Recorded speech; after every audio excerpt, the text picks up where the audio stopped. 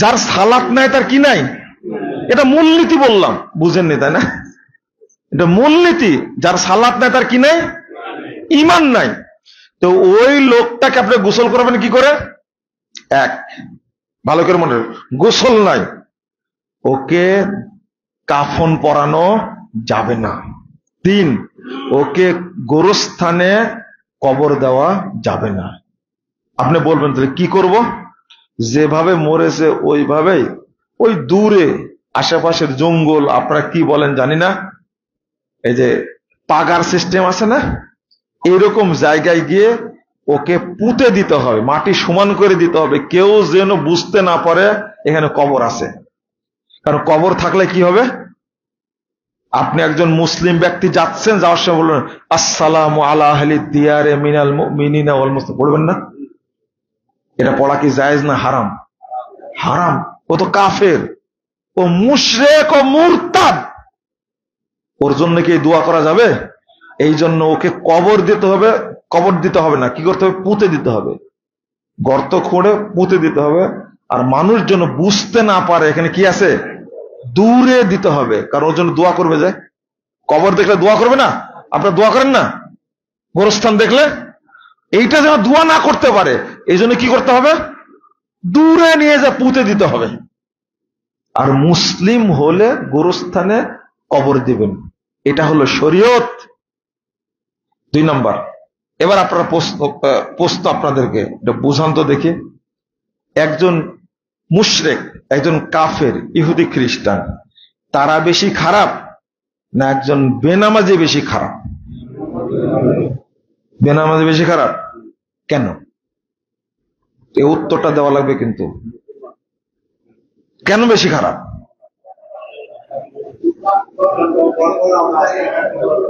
এ উত্তর হলো না, উত্তরটা কানে নিয়ে রাখেন। ইহুদি খ্রিস্টান মুশরিক কাফের, তাদেরকে হত্যা করা কি ফরজ? ফরজ না। একজন মুশরিক পূজা করছে, করুক, তার অধিকার আছে। কিন্তু বেনামাজিকে হত্যা করা কি ফরজ? মুসলিম সরকার তাকে হত্যা করা কি ফরজ? এ হলো মুরতাদ। এ কি? মুরতাদ। সালাত ছেড়ে দিয়েছে, কি হয়ে গেছে? মুরতাদ হয়ে গেছে। কিন্তু ইহুদি খ্রিস্টান কি মুরতাদ না, অরিজিনাল কাফের। কিন্তু এই বেনামাজি নামাজ না পড়ে ও মুরতাদ হয়ে গেছে, এই জন্য মুসলিম সরকারের উপরে ফরজ হলো ওকে হত্যা করা। কোন কোন ইমাম বলছে 3 দিন টাইম দিতে হবে। মজার ব্যাপার কি জানেন? যারা বেনামাজি তাদেরকে হত্যা করতে হবে, এ ব্যাপারে আলেমদের মাঝে, ইমামদের মাঝে, সাহাবীদের মাঝে কোনো ইখতিলাফ নাই, কোনো ইখতিলাফ নাই। ইখতিলাফ কি বিষয় আছে জানেন? ইখতিলাফ হলো হত্যার পরে ওর জানাজা হবে কি হবে না, এই নিয়ে ইখতিলাফ আছে। কিন্তু হত্যা করতে হবে আগে। বুঝলেন না মনে হয় কথাটা? বেনামাজিকে হত্যা করতে হবে, এটা ফরজ, এখানে কোনো ইখতিলাফ নাই।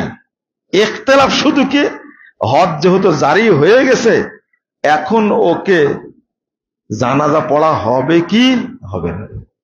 যারা পাকাপুক্ত ইমাম তারা বলছেন ওর কি জানাজা যাবে না। আর এক শ্রেণীর আলেম বলছেন যেহেতু হাত কার্যকর হয়ে গেছে সুতরাং জানাজা করা যেতে পারে। প্রথম শ্রেণীর আলেমগণ বলছেন না, ও কাফের, হজ জারি করলেও ও এখনো মুসলিম হতে পারেনি। কারণ কি? ওর ঈমান ছিল না। কি কারণে? কি কারণে? সালাত পড়েনি তাই।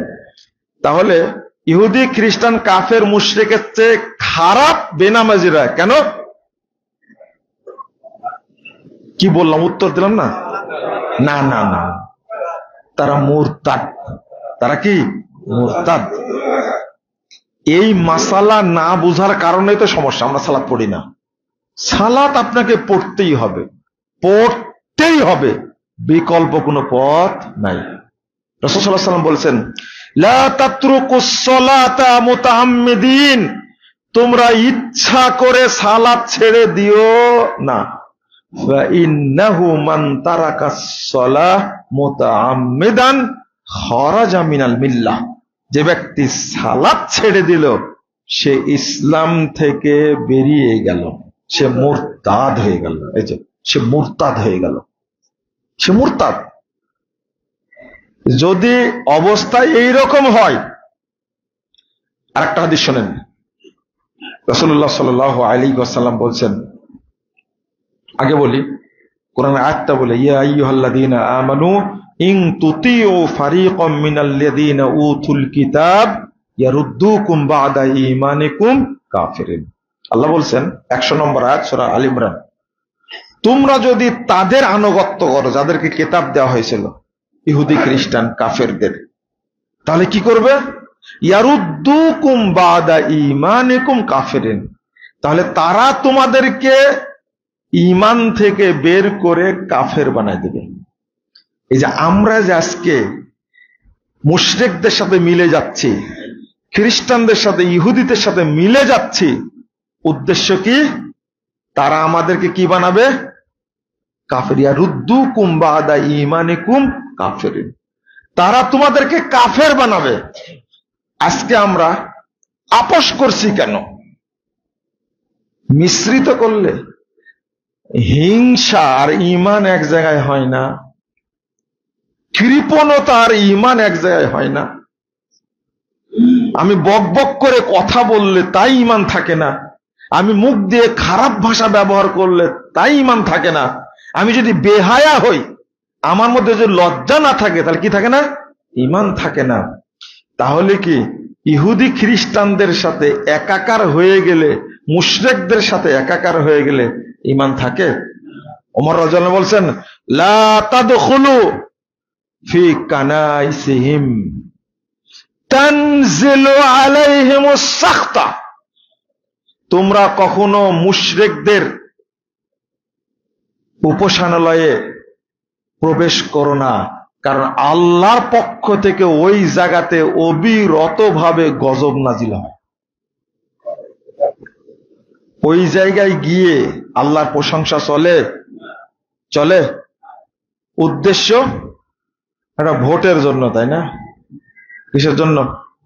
একটা কথা বলছি শোনেন, আপনাকে যদি শর্ত দেওয়া হয়, হয় বাংলাদেশে থাকবা, না হলে ঈমান ত্যাগ করবা, কোনটা? ঈমান নিয়ে বাংলাদেশে থাকা যাবে না, আপনি কি করবেন? উত্তর দেন। বাংলাদেশে থাকবেন না ঈমান রাখবেন, কোনটা? বাংলাদেশে থাকবেন, তাই না? হ্যাঁ, দেশের জন্য কি ঈমান ত্যাগ করা যায়? হ্যাঁ, যদি আপনাকে ফাঁসি দেওয়া হবে, আপনি কি দেওয়া হবে? ফাঁসি দেওয়া হবে। তুমি ঈমান ত্যাগ করো, তাহলে ফাঁসি দেওয়া হবে না। কি করবেন? রাজনীতি করতে গেলে ঈমান থাকবে না, তাহলে কি রাজনীতি করবেন না ঈমান রক্ষা করবেন? বুঝলেন না মনে হয় কথাটা? আমি তো আতে ঘা দিয়ে কথা বলি, কারণ এই দেশটাই কি বলে, এই দুনিয়াটাই আসল না, পরবর্তী জীবন একটা আছে না, ওখানে ঈমান ছাড়া রাজনীতি কবরে যাবে নাকি আপনার? হ্যাঁ, আপনার দেশপ্রেম কবরে যাবে? দেশকে ভালোবাসতে গিয়ে আপনি যদি কাফের হয়ে যান। এই জন্য মেয়র হানিফ সাহেব একটা কথা বলেছিলেন সাক্ষাৎকারে, অনেকদিন আগের কথা, বলছেন না, আমি আগে মুসলমান তারপরে বাংলাদেশি। ইনকিলাবে সাক্ষাৎকার দিয়েছেন। রাজনীতিবিদরা আগে ঈমান বিক্রি করে, ঈমান থাক চায় না দেখার বিষয় না, আমি আগে দুর্নীতি করি, আমি আগে হারাম খাই। এই আকীদা যদি কেউ পোষণ করে, আপনি বলেন তো তার ঈমান থাকবে কিনা? না, প্রশ্ন আসে না। ইহুদি খ্রিস্টানরা চাচ্ছে, মনে করেন আপনি আপনার বাচ্চার জন্মদিন পালন করবেন, আপনার বাচ্চার জন্মদিন পালন করলে, মৃত্যুদিন পালন করলে, আপনার বাবার ধরেন আপনি 21শে ফেব্রুয়ারি পালন করবেন, 16ই ডিসেম্বর, তারপরে কি 26শে মার্চ পালন করবেন। করতে গিয়ে যদি আপনাকে কবরে যেতে হয় ফুল দিতে, যদি এই খাম্বার কাছে যে ফুল দিতে যেতে হয়, আপনার ঈমান থাকবে না? থাকবে না? থাকবে। তাহলে কোনটা দরকার আপনার? আগে ঈমান জরুরি না খাম্বা জরুরি? এই জিনিসগুলো যদি না বুঝেন আপনি, তাহলে আপনি দুনিয়াতে বসবাস করে আপনার লাভ কি? ও খাওয়া দাওয়া করবেন, পায়খানা করবেন, মারা যাবেন, এটা হলো উদ্দেশ্য? এটা কখনোই হতে পারে না। রাসূল সাল্লাল্লাহু আলাইহি সাল্লাম বলেছেন, লা তাকুমুস সাআহ হাত্তা তালহাকা ক্বাবাইলু মিন উম্মতি বিল মুশরিকিন ওয়া ইয়াবুদুল আওসান। আল্লাহ রাসূল বলছেন, কিয়ামত হবে না যতক্ষণ আমার উম্মতের বহু কাফেলা, বহু দল মুশরিকদের সাথে মিলে না যাবে, মূর্তি পূজা না করবে, ততদিন কিয়ামত হবে না। 2219 নম্বর হাদিস তিরমিজির মধ্যে আসছে। আপনি কি বলছেন? আজকে আমাদের ঈমান রক্ষাটা যে কত কঠিন হয়ে গেছে, আমাদের উপদেষ্টারা, শাসকরা চালাই দিচ্ছেন। খুব সুন্দর একটা কথা বলছেন, আমরা এমন একটা সংবিধান প্রণয়ন করব যে সংবিধান করলে টুপি আলারাও সন্তুষ্ট থাকবে, জুব্বা আলারা সন্তুষ্ট থাকবে, জেনারেল শিক্ষিত মানুষ যারা তারাও সন্তুষ্ট থাকবে, যে সমস্ত মহিলা ল্যাংটা ঘুরে তারাও সন্তুষ্ট থাকবে, যারা নাস্তিক তারা সন্তুষ্ট থাকবে। খুব সুন্দর একটা পথ বের করতে চাচ্ছে, তাই না? ওই যে ঐকমত্য কমিশন, খুব সুন্দর একটা কথা হচ্ছে। কিন্তু আল্লাহ কি বলেন শোনেন, ইসলামের সাথে কোনো কিছুকে মিশ্রণ করা যাবে না, হারাম। হারাম, এইটা অন্তত মনে রাখবেন, হারাম, এটা বড় পাপ। আল্লাহ রাব্বুল আলামিন বলছেন, ইয়াকুলুনা নুমিনু বিবাস ওয়া নাকফুরু বিবাস। ইনারা যে চিন্তাটা করছেন, এই চিন্তা করে পৃথিবীর কোন রাষ্ট্র সফল হয়নি। আপনাকে একদিকে যেতে হবে, আর হবেও না কোনোদিন সফল। সেটা হলো, আপনি এমন একটা গাড়ি তৈরি করতে চাচ্ছেন যে গাড়ির পাখা হবে বিমানের, আর বগি হবে ট্রেনের, আর ইঞ্জিন হবে কিসের? বাসের, আর চাকা হবে কার? হ্যাঁ, চাকা হবে সাইকেলের, ধরেন ভ্যানের হলো। এই যে গাড়িটা তৈরি করলেন, কি গাড়ি চলবে? গাড়ি, হ্যাঁ, এটা তো সুন্দর বুঝছেন আপনি? আল্লাহ বলছেন, ইয়াকুলুনা নুমিনু বিবাস ওয়া নাকফুরু বিবাস, আমরা কিছু নিব আর কিছু কি ছাড়বো। ওয়া ইউরিদুনা আন ইয়াত্তাখিযু বাইনা যালিকা সাবিলা, আর এইগুলো মিলে আমরা একটা সুন্দর পথ তৈরি করব। ধারণাটা সুন্দর না? কিছু নিব, কিছু বাদ দেব। যেমন বলছে, সংবিধান থেকে সেকুলারিজম বাদ দিয়ে দিছি, সংবিধান থেকে ন্যাশনালিজম বাদ দিয়ে দিছি, সংবিধান থেকে কমিউনিজম বাদ দিয়ে দিছি, কিন্তু মূলভূতটা রেখে দিয়েছে কি? ডেমোক্রেসি, গণতন্ত্র রেখে দিয়েছে। আমরা বলি, এখন বলছে ফ্যাসিস্টদের তৈরি এই সংবিধান মানি না। আমরা যখন এই কথাটা বলেছি, তখন আমাদের উপরে হ্যারেস করেছে অনেক, তাই না? থানায় ডেকে নিয়ে গেছে, বসা রাখছে 5 ঘন্টা। কেন বললেন এটা? আরে বেটা, যার সে সংবিধানের মধ্যে মিথ্যা কথা লেখা আছে, কুফুরি কথা লেখা আছে, আমি সংবিধানের পক্ষে বলবো কেন? আমি অতটুকু বলবো যতটুকু কোরআন সুন্নাহ মোতাবেক। আর যে কোরআন সুন্নাহ মোতাবেক না, সেগুলো কি করব? যেখানে সমকামিতা বৈধ করে দিছে, যেখানে জেনাকে, বেশ্যালয়কে বৈধ করে দিছে, মদকে বৈধ করে দিছে, ওটাকে আপনি সমর্থন করবেন? আমি আইন প্রণয়ন করতে পারি না, আমি আইন মানার জন্য। আইন প্রণয়নকারী কে? আল্লাহ। আমরা বলি এটা চলবেই না। কেন? সৌদি আরবে সংবিধান আছে না? কি সংবিধান? কোরআন সুন্নাহ। তাদের আলাদা কোনো বই আছে? হ্যাঁ, ওই দেশ চলতে পারলে আপনার সারা দেশের মানুষ সৌদি আরবের বিরুদ্ধে গালিগালাজ করছেন, কিন্তু তাদের কোনো পশম ছিঁড়তে পারছেন আপনারা? হ্যাঁ, সৌদি আরব বিশ্ব রাজনীতি নিয়ন্ত্রণ করে, আপনি পারেন না কেন? আপনি মানুষের গোলামি করেন, তাই তা বাংলাদেশের সংবিধান হবে কোরআন এবং সুন্নাহ। জামাত ইসলামের ভাইরা বলে যে কোরআনের আইন চাই, সৎ লোকের শাসন চাই। এটা চলবে না, এই স্লোগান। এটা বলতে হবে কোরআন সুন্নাহর আইন চাই, সৎ লোকের শাসন চাই। আপনি কারেকশন করেন, এটা আমি বহু আগে বলেছি, এখনো বলছি, কোরআন সুন্নাহর আইন চাই। এই কোরআনের কথা বলতে গিয়ে বহু মানুষ কাফের হয়ে গেছে, হয়নি? আহলে কোরআন হয়ে গেছে না? এখন বর্তমানে যারা বড় বড় আহলে কোরআন, তারা সবাই আগে জামাত ইসলাম করেছে। ওই ডাটা আমাদের কাছে আছে। অর্থাৎ ভাষাটা বলবেন কোরআন সুন্নাহর আইন চাই, সৎ লোকের শাসন চাই, আপত্তি নাই। কিন্তু মজার ব্যাপারটা কি জানেন? আপনি দুইটাকে মিক্সার করে একটা গাড়ি তৈরি করবেন। আল্লাহ কি বলছেন? উলাইকা হুমুল কাফিরুনা হাক্কা, এরাই অরিজিনাল কাফের। ওই অমুসলিম কাফের মুশরিক অরিজিনাল কাফের না। যারা ইসলাম এবং কুফুরকে অ্যাড করে, তাওহীদ এবং তাগুতকে মিক্সচার করে, আল্লাহ তাদের ব্যাপারে বলছেন এরাই হলো অরিজিনাল কাফের। দুইটা মিক্সচার করা যাবে কোনো দিনই না। ঈমানের সাথে কুফুরকে মিশ্রণ করা যাবে না, তাওহীদের সাথে তাগুতকে মিশ্রণ করা যাবে না। আপনি কিভাবে সাহস রাখেন? মাথায় টুপি, মুখে কি দাড়ি, আর এক পাগলাকে দাঁড় করায় দিছে।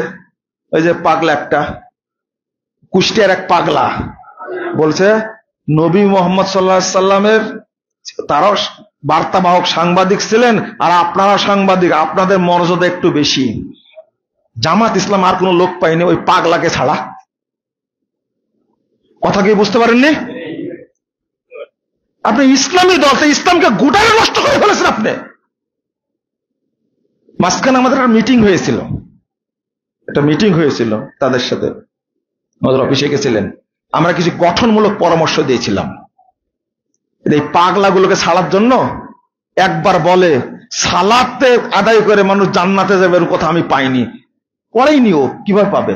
আর বলেছে আহলে হাদিসরা হলো আহলে খবিস, বলেছেন এটা। এক একটা কথা বলছে, আর ওই পাগলাকে পেয়েছে জামাত ইসলাম, আর কাউকে পায়নি। ইসলামকে এরকম ভাবে গলা কাটা করে চিন্তা করে কখন ইসলাম প্রতিষ্ঠা করা যায় না। কথাটা ভালো করে মনে রাখতে হবে। এইগুলো আমরা নোংরা প্রচলিত এই বেলেল্লা পুরো রাজনীতির সাথে জড়িত না, কিন্তু ইসলাম সম্পর্কে কটূক্তি করলে এটা আমরা সহ্য করতে পারি না। এটা সহ্য হয় না। এটা বলবে কেন? এটা কেন? আর ভালো ভালো আলেম আছে না, তারা বলতে পারবেন না? অধ্যক্ষ মুজিবুর রহমান, তাকে চিনি, আমাকে জড়িয়ে ধরলেন। আমি মনে করি বিজ্ঞ আলিম তিনি, কথা বলবেন তারা ইসলাম সম্পর্কে বলতে গেলে। ওই যে গেছিলেন না পূজা মণ্ডপে, গতবার পাহারা দিয়েছেন, সাইফুল ইসলাম আইনজীবী একজন অ্যাডভোকেটকে এই হিন্দুরা যেভাবে হত্যা করেছে, গতবার কথা স্মরণ নেই আপনাদের? তাহলে আপনি কার সাথে বন্ধুদলি করতে চান? আজকে বাংলাদেশটাকে এই ধ্বংসের দ্বার প্রান্তে নিয়ে গেছে এই হিন্দুত্ববাদী কসাই মোদির কারণে। এটা জানেন না সব আপনারা? বাংলাদেশের অবস্থাটা এই পর্যায়ে গিয়ে যাওয়ার কারণটা কি? একটা বিশাল শক্তিশালী রাষ্ট্র, তিন রাষ্ট্রের একটা রাষ্ট্র যদি ছোট্ট রাষ্ট্রকে চেপে ধরে, এই রাষ্ট্রের কিছু করণীয় থাকবে? বন্ধুরা আমার, ইসলামের বাস্তব রূপটা আপনি সঠিকভাবে তুলে দেওয়ার চেষ্টা করেন, তুলে ধরার চেষ্টা করেন, মানুষ যেন সেটা বুঝতে পারে, মানুষ যেন হকটা আমল করতে পারে। আমার আগে চিন্তা করতে হবে আমি ঈমান নিয়ে মরতে পারবো কিনা, আমি যেন মুশরিকদের সাথে মিশে না যাই, আমি যেন কাফেরদের সাথে মিশে না যাই, এই চিন্তাটা আগে করতে হবে। আমি মনে করি প্রথম দাবি থাকবে আপনাদের প্রতি, 1 নম্বর, ঈমানটাকে ফ্রেশ রাখবেন, সব কিছু থেকে হেফাজত করবেন ইনশাআল্লাহ। আল্লাহর কাছে চাইবেন, আল্লাহ তুমি আমার ঈমানের হেফাজত করো। বলতে পারবেন না? একটা দোয়া পড়েন তো, আল্লাহুম্মা ইন্নী আসআলুকা ঈমানান লা ইয়ারতাদ ওয়া নাঈমান লা ইয়ানফাদ ওয়া মুরাফাকাতা মুহাম্মাদিন ফি আলা জান্নাতিল খুলদ ছোট্ট দোয়া, কিন্তু অর্থ এত চমৎকার। আল্লাহ তোমার কাছে এমন ঈমান চাচ্ছি যেটা কোনোদিন নষ্ট হবে না। আল্লাহ তোমার কাছে এমন নিয়ামত চাচ্ছি, এমন রুজি চাচ্ছি যা কোনোদিন শেষ হবে না। আর আমি তোমার কাছে চাচ্ছি মুহাম্মদ সাল্লাল্লাহু আলাইহি সাল্লাম জান্নাতে যে উচ্চ জায়গায় থাকবে তার সাথে আমাকে জান্নাতে থাকার ব্যবস্থা করে দাও। সুন্দর দোয়া না? এই দোয়াটা মুখস্থ করবেন, তাহলে আমাদের ঈমান কখনো নষ্ট হবে না। সম্মানিত মুসল্লিবৃন্দ, বেশি বেশি শুনবেন তাওহীদের আলোচনা। কিসের? তাওহীদের আলোচনা। বেশি বেশি শুনবেন আকীদার আলোচনা, বেশি বেশি শুনবেন ঈমানের আলোচনা, যে ঈমান কিভাবে নষ্ট হয়। শেষ কথা বলে শেষ করে দিই, সেটা হলো, মনে করেন একটা উদাহরণ, আপনার দেহে তাবিজ আছে, এখন বয়স 70 বছর। আচ্ছা বলেন তো, আপনার কোনো আমল কবুল হয়েছে কিনা? কেন কবুল হয়নি?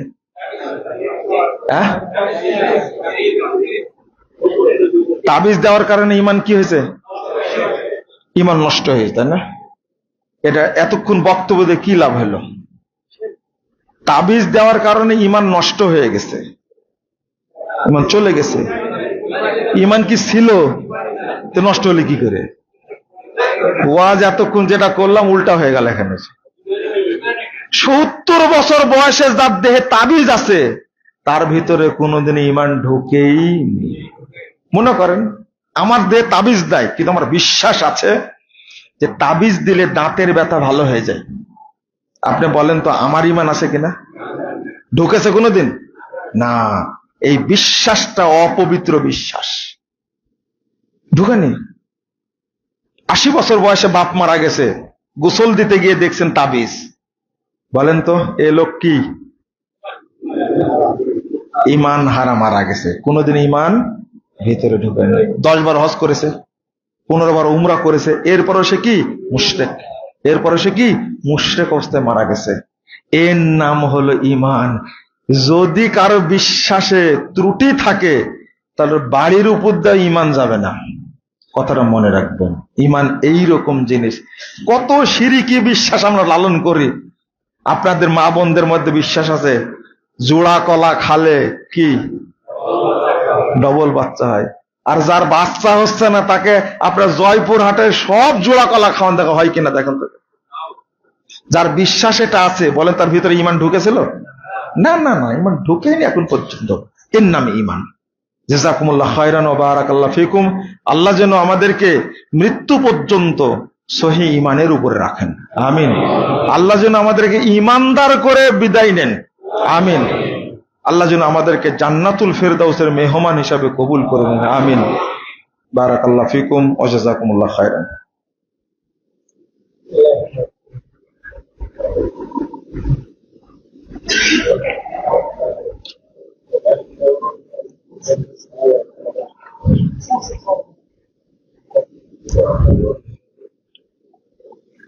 আলহামদুলিল্লাহ ওয়াহদা ওয়াসসালাতু ওয়াসসালামু আলা মান লা নাবিয়্যা বাদা। সম্মানিত মুসল্লিবৃন্দ, আসলে আপনাদের এই গ্রাম সম্পর্কে পরিচিত ছিল জামালপুর, কিন্তু জানতাম না যে এলাকায় আহলে হাদিস আছে, প্রচুর আহলে হাদিস। এবং পাশাপাশি আরেকটা বিষয়, এখানে আল্লামা আব্দুল্লাহ আল কাফি আল কুরাইশি রাহিমাহুল্লাহ এলাকায় দাওয়াতি কাজ করেছেন, জানা ছিল না।